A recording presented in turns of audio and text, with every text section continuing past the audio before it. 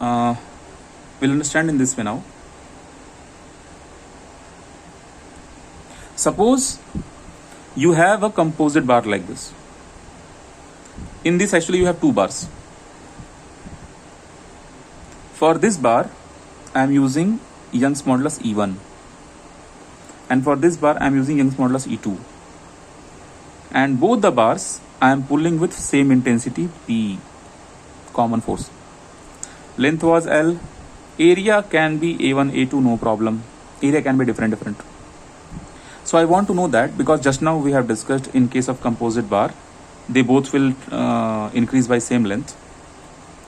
So imagine this is the red color bar is equivalent bar. It means its E value I will give in terms of E1 plus E1 and E2.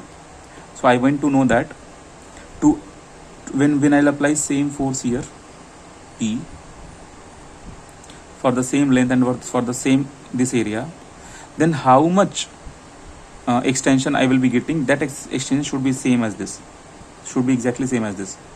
Then I can find out the equivalent E value. So idea is very simple.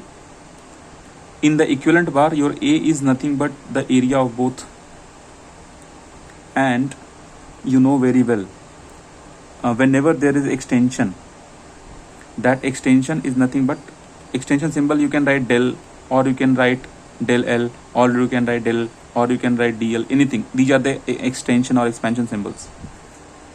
So this del L you can write as play formula.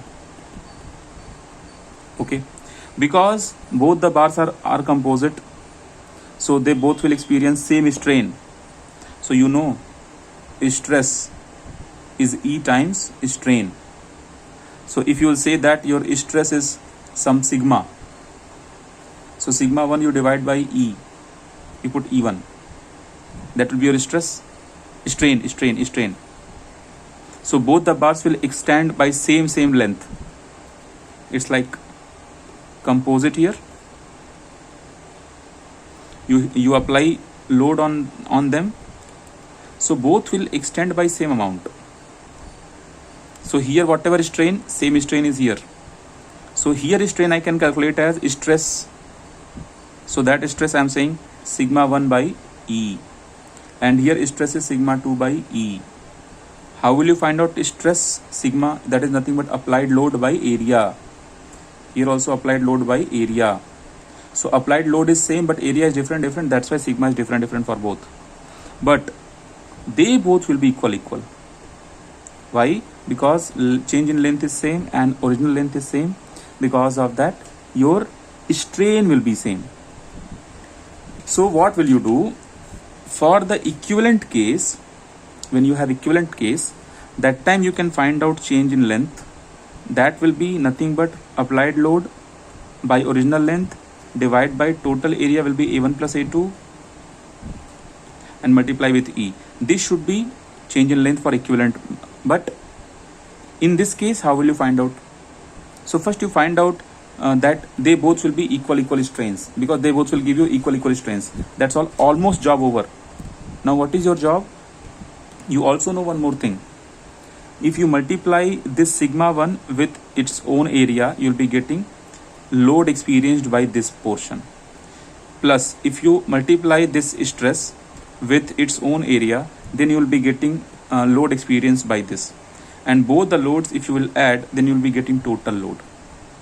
Then I can do one thing. I can equate both. So I can write here sigma by A1. I can write as, sorry, E1, not A1. Sigma by E1 I can equate with sigma by E2, because both strains are same. Then sigma 1 value I can find from this equation. I can substitute here. So in this equation I will be getting your sigma 2. I will be getting sigma 2 value. So once you got sigma 2 value, then sigma 2 is nothing but strain in the second block. So you can find out your deflection, change in length in the second block. Change in length in the second block. That is nothing but your stress by E. and stress by E, this will be your multiply with your L, because you know when you multiply strain with L, you will be getting change in length. So this change in length will be equal to the total change in length. So finally, when you will equate the equation, you will be getting E equivalent as A1 E1 plus A2 E2 divided by A1 plus A2. If you are confused anywhere, then you can work out one time. If you work out one time, then you will be getting this answer. But anyway, directly if you are remembering the answer, that is much better. A1 E1 plus A2 E2 divided by A1 plus A2. So this is known as equivalent or apparent modulus elasticity. Equivalent or apparent modulus of elasticity. Okay. Then we can go for another one, that is known as Poisson's ratio.